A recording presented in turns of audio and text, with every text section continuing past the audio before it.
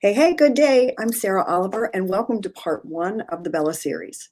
This month, we're going to retreat. Okay, so that means for me to spend some time self searching so that we can discover really what about our mindset is undermining our creativity.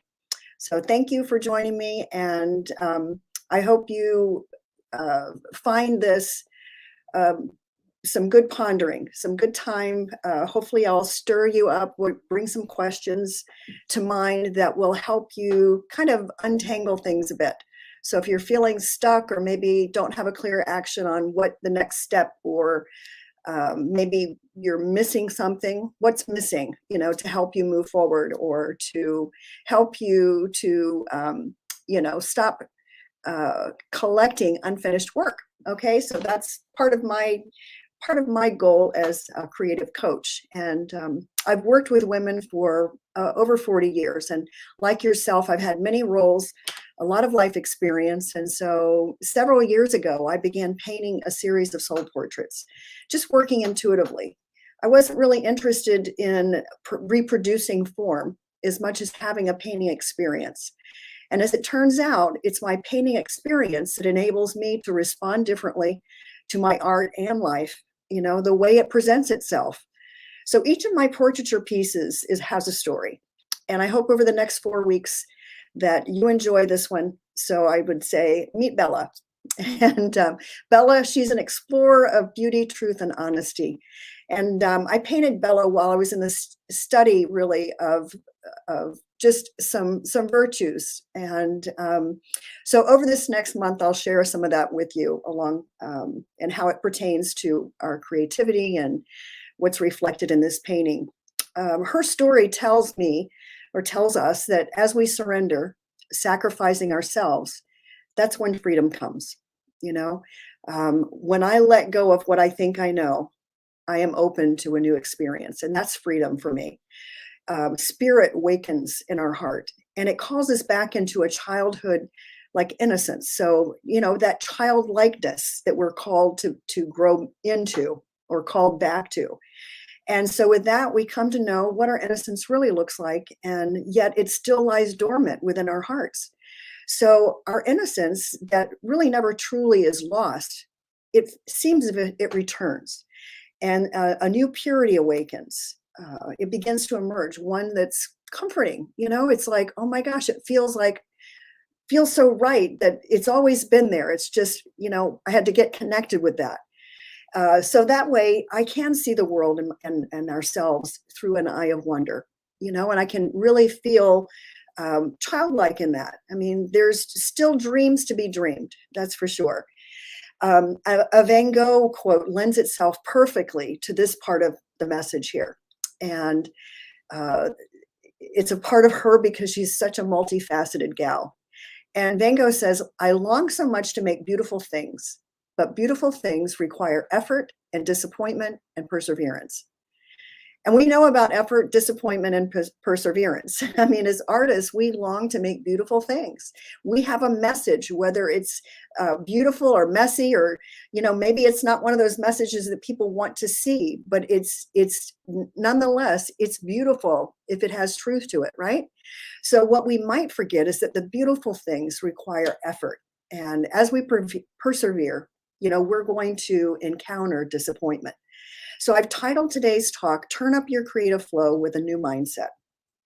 Because periodically, we're going up the mountain, we're climbing higher, we're reaching for something more as we grow emotionally and spiritually. And disappointments come as life unfolds. So we can get disappointed really for various reasons, real or imagined. And when I get real honest, and that's another part of Bella's story, is about honesty. A lot of my disappointments are my imagination. And they're based on that, an expectation, an unmet expectation, or maybe something that I just feel like should be done a certain way. So it could be an opinion. Like, I get disappointed because, in my opinion, this is what it should happen. In my opinion, when I put these two colors next to this one, it should look like this. So we can get disappointed by ourselves, for ourselves, of people and our lives and circumstances, and even God. So be it that you're creative or professional or daily life, there's always going to be disappointment. There's going to be disappointment, and when you feel frustration because you can't connect with that inner guide, your intuitive voice, that quiet voice, maybe it's just not, you're not getting it. So let me ask you this. Did you know that disappointment is a part of our ongoing spiritual awakening and emotional maturity? Think about that. How do you respond to disappointment? And what if how you respond to disappointment influences your creativity and ultimately the outcome, right?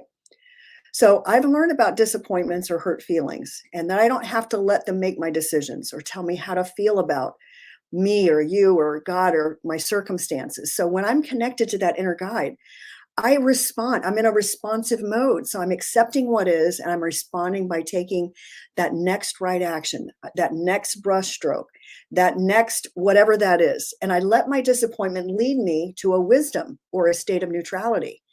Because when I'm not trying to control the outcome and I'm simply in the experience, I can simply be in that neutral state, in that state of God grant me the right to make new mistakes and not repeat the old. That brings it about me. And that's a decision that brings me into it like a self-acceptance, right?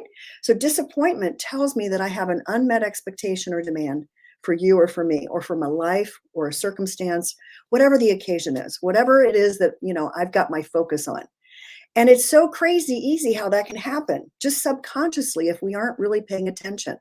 So we need to be, mindful of our spiritual fitness, right? So choosing wisdom is how we find a path that we can integrate our creativity and spirituality so that we can experience the most authentic nature and purpose, ours. So I'm going to just point out some common disappointments that block our creativity.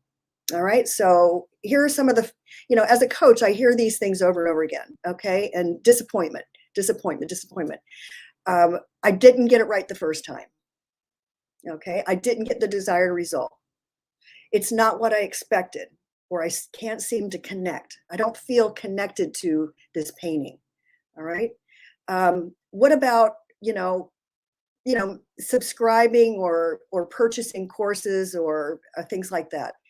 Can't seem to follow through, right? Maybe you thought when you purchased it, you were going to just do it and it's all good.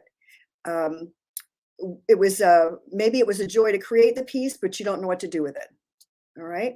You have a lot of this work and you're like wondering, what the heck should I do with this? And disappointed because, we can get isolated, right? And end up with that imposter feeling like fake, or this is all for nothing and I don't know where to go from here. And you're not as carefree and spontaneous as you thought you were. All right. So those are the main things that I hear again and again as it relates to disappointment. And so do you think that one or more of these may be blocking you? Is that possibly where you're at with your creativity? And if that's the truth, then what seems to be contributing to your lack of clarity?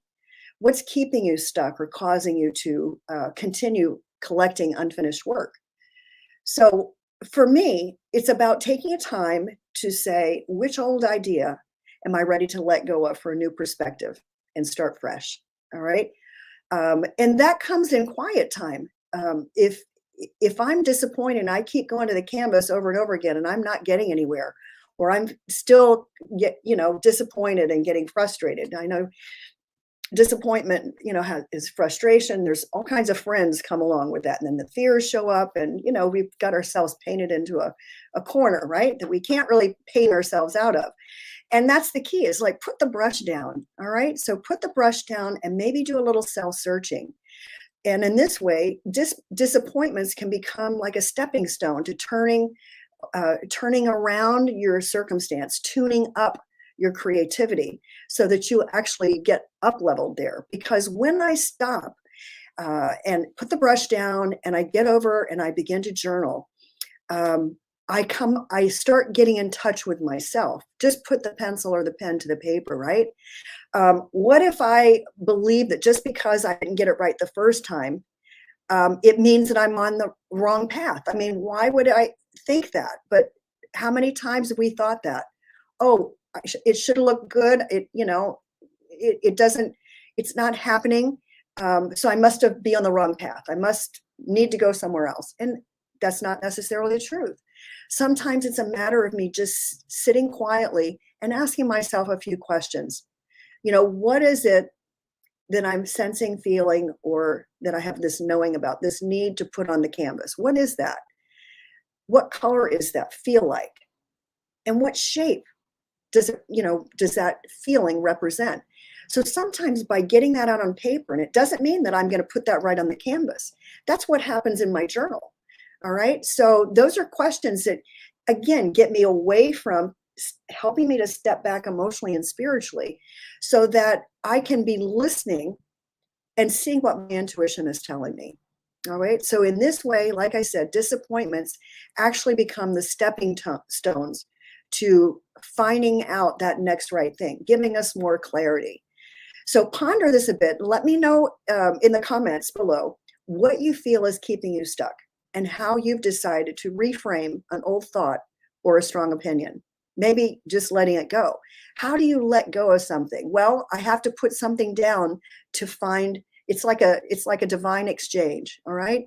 That's how heaven works. It's like the currency of heaven is not like, we we don't operate the same way. And so if nothing else, I can simply say, my ways are not your ways, God, and I'm going to let go and I'm going to wait on you. All right. And in the meantime, I can be getting some of my insides out in my journaling. So ponder this a bit. Like I said, I'd love to hear what you thought about today's talk, how you feel you're getting stuck, what's keeping you from moving forward in your piece. Maybe what you'll have a better understanding as to what's going on in your work. And in the part 2 of the series, I'm going to share with you 5 ways you can quickly turn disappointment into a fresh creative flow. So remember, no artist up-levels their art without facing and working through disappointments. All right? Have a blessed day. All right, I'll see you next time. Okay.